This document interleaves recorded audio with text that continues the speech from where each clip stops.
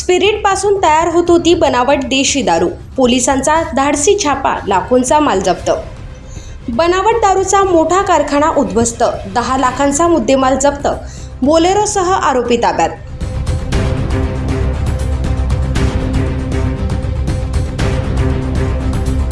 नंदुरबार जिल्ह्यात स्थानिक गुन्हे शाखेने मोठी कारवाई करत बनावट देशी दारूचा कारखाना उद्ध्वस्त केला आहे.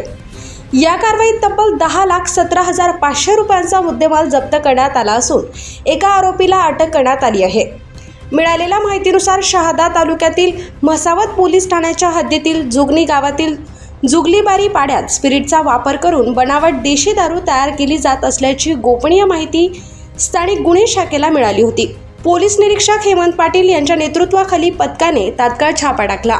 एका कौलारू घराजवळ स्पिरिटचा तीव्र वास येत असल्याने पोलिसांनी घरात प्रवेश केला असता एक व्यक्ती बाटल्यांमध्ये दारू भरताना आढळून आला. चौकशीत त्याने आपले नाव लक्ष्मण पाडवी धडगाव असे सांगितले. छाप्यात पोलिसांनी 39 बॉक्स बनावट देशी दारू, 150 लिटर स्पिरिट, दारूच्या बाटल्यांचे पॅकिंग करणारे इलेक्ट्रिक मशीन, दारू निर्मितीसाठी लागणारे साहित्य आणि MH39 J0944 क्रमांकाची बोलेरो गाडी असा एकूण 10,17,500 रुपयांचा मुद्देमाल जप्त केलाय. या प्रकरणी म्हसावत पोलीस ठाण्यात गुन्हा दाखल करण्यात आला असून पुढील तपास सुरू आहे.